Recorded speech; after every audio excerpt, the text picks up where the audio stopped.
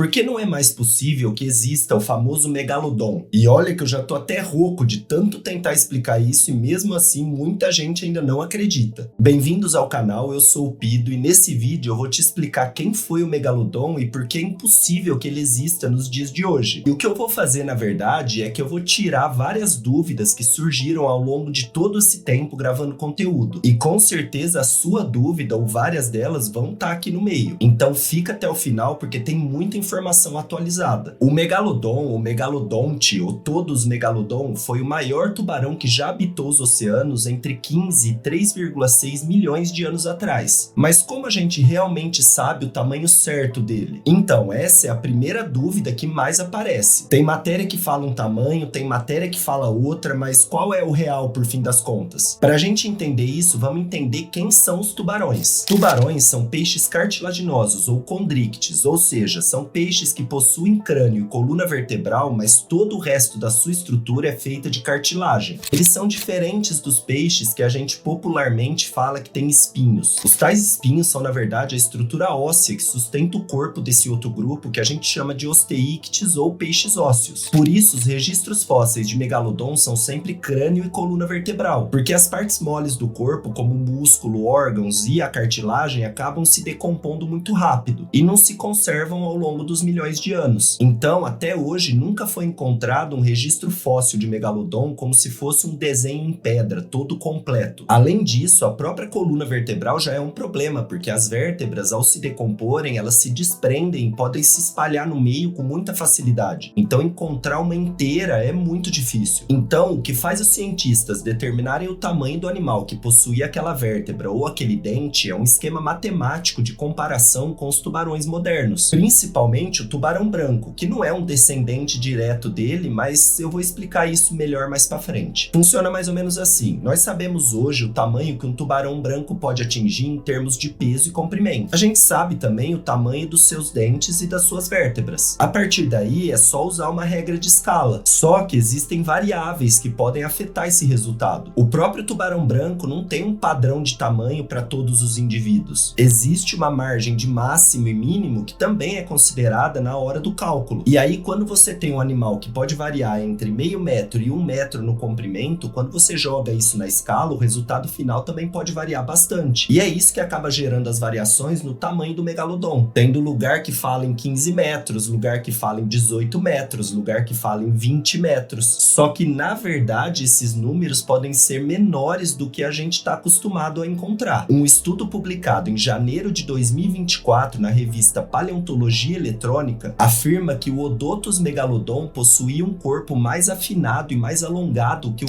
Charodon cacharias, o tubarão branco moderno, que sempre foi a referência na comparação de tamanho até hoje. Nele, os cientistas derrubaram a velha medida do animal que sempre variava entre 15 e 20 metros. O que acontece é que a equipe de pesquisadores compostos por 26 dos maiores especialistas de tubarão do mundo analisaram um conjunto incompleto de vértebras que, quando foi avaliado a primeira vez, indicou um tamanho de 11,11 metros, mas depois de muita investigação e um aumento da equipe, acabou indicando 9,2 metros, já com a cabeça e a cauda do animal. Todo o avanço da tecnologia e a reformulação da equipe ajudou muito na correção do resultado, mas o que chamou mesmo a atenção foi que não bastava simplesmente fazer uma regra de 3 com o que a gente tinha hoje. Outras variáveis importantes precisavam ser contabilizadas. Então, mediante os resultados mais modernos, acredita-se que o tamanho dele varia na casa dos 10 metros e não na dos 15 ou 20 metros, como acreditava-se antes. E como não existe um esqueleto completo, isso ainda vai continuar na casa do provavelmente. Mas essa não deixa de ser a última grande descoberta sobre o animal. Pode ser que quando você esteja vendo esse vídeo, uma nova descoberta já tenha sido feita e uma nova correção já tenha sido registrada. Tudo pode acontecer na ciência. E o que sustentava um bicho desse tamanho? O que eles comiam exatamente? Essa é outra dúvida que sempre apareceu. Afinal, sustentar qualquer predador acima de 10 metros, indiferente se for 10, 15 ou 20, não é tarefa fácil. E o que hoje explica melhor essa pergunta é a geoquímica. Os megalodons provavelmente possuíam uma característica muito especial compartilhada também com seus parentes vivos atuais, os tubarões brancos, tubarões mako e os tubarões raposa. Eles conseguem manter a temperatura corporal acima da temperatura da água, diferente dos demais que regulam a temperatura corporal pela temperatura do ambiente. Isso faz deles animais endotérmicos, que conseguem controlar a temperatura corporal pelo seu próprio metabolismo, diferente dos ectotérmicos como outros peixes, anfíbios e répteis. Tá, e o que isso tem a ver? Quando um animal marinho se alimenta, elementos químicos com átomos variáveis, os isótopos, podem se fixar em tecidos corporais, como os ossos, por exemplo, dependendo da temperatura que o corpo se encontra. Sabendo disso, cientistas procuraram determinados isótopos nos fósseis de megalodon e perceberam uma semelhança importante com os tubarões citados anteriormente. Essa temperatura corporal mais elevada tornava o animal mais rápido, mais forte, com capacidade de viajar mais longe e caçar presas em lugares mais frios, como baleias ricas em gordura, por exemplo. O que os cientistas acreditam é que a temperatura corporal do megalodon ficava em torno de 1 grau acima da temperatura da água, bem maior do que esses tubarões atuais, que giram em torno de meio grau acima, e que além disso, ele também possuía uma endotermia regional, ou seja, ele tinha capacidade de aquecer partes específicas do corpo que interessavam para ele, como músculos, olhos e cérebro, capacidade que os parentes vivos atuais dele também possuem, e isso tornava ele uma máquina mais potente ainda. Então, a alimentação dele se baseava em animais maiores que viviam na época, e pela necessidade de tanta energia, não valia a pena ir atrás de presas menores. O retorno energético não compensava com elas, e isso acabou se tornando um problema para eles, e eu vou te explicar isso na resposta da próxima pergunta. Tanta força e velocidade, somado à presença de um dente que poderia chegar a 17 centímetros, fazia com que eles pudessem se alimentar de qualquer coisa que eles quisessem. E sim, eles tinham alguns alimentos favoritos. Segundo cientistas peruanos que analisaram crânios de baleias já extintas e de baleias que ainda vivem por aqui. Prestou atenção? Baleias, bicho grande. Em um artigo científico publicado na revista Proceedings of the Royal Society B, um crânio fossilizado de uma cachalote de aproximadamente 7 milhões de anos apresentava marcas de mais de uma dúzia de dentes desses gigantes. E isso também faz acreditar que durante uma caçada, o alvo principal era sempre a cabeça dessas baleias, principalmente na região do rosto delas. E isso tem uma explicação. As cachalotes têm um órgão gorduroso bem volumoso na parte da frente do seu crânio usado na emissão de sons da sua comunicação. Essa reserva de gordura é uma fonte riquíssima de energia. Mesmo que durante a investida a cachalote conseguisse fugir, morder e conseguir alguns pedaços desse órgão já fazia o trabalho todo valer a pena. Vale lembrar que hoje existem 3 espécies de cachalote, mas na época existiam pelo menos 7. E as diferentes marcas de dentes mostram outra coisa importante na pesquisa. Eles provavelmente caçavam em bando, o que fazia aumentar o sucesso da caça. Uma cachalote sozinha tinha a possibilidade de alimentar vários deles. Então dividir o trabalho compensava para todo mundo. Mas outros alvos não são descartados. Registros fósseis já mostraram a presença dessas marcas de dentes em tartarugas gigantes da época. E os cientistas não descartam a possibilidade de grandes moluscos e até orcas fazerem parte do cardápio deles. Era tudo uma questão de: isso vale a pena? Se a resposta fosse sim, vamos pra cima. Ok, então a gente já sabe que ele não era tão grande quanto a gente pensava, que ele não é um tubarão branco aumentado e que ele não saía comendo tudo que ele via pela frente. Então vem a nossa penúltima pergunta e a mais feita. O que levou ele à extinção?